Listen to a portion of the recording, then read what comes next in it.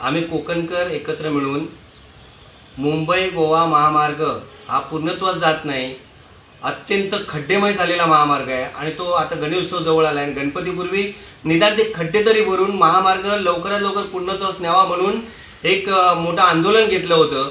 आंदोलन असं होतं की या वर्षीचा गणेशोत्सव त्या महामार्गावरतीच साजरा करायचा होता आणि त्याचं पाठपूजन सोहळा सुद्धा आम्ही 10 ऑगस्टला पळसपे येथे केला होता। याची दखल घेऊन रायगडचे खासदार यांनी मध्यस्थी साधून राज्याचे उपमुख्यमंत्री अजितदादा पवार यांच्याकडे मंत्रालयात बैठक लावली।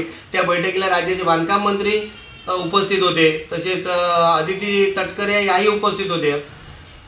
प्रत्येक जिल्ह्याचे जिल्हाधिकारी, एसपी आणि वरिष्ठ अधिकारी संबंधित हे सगळे उपस्थित होते आणि त्यावेळेला आम्हाला त्यांनी ही सर्व कामं गणपतीपूर्वी करू असं आम्हाला वचन दिलं।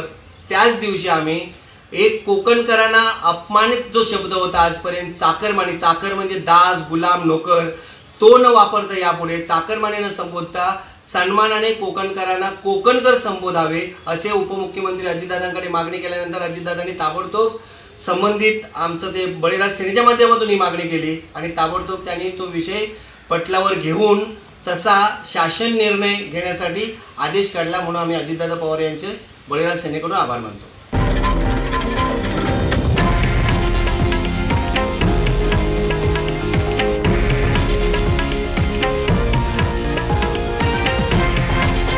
हे आहे देशातील नंबर 1 न्यूज नेटवर्क आणि आपण पाहत आहात TV9 मराठी, एकमेव।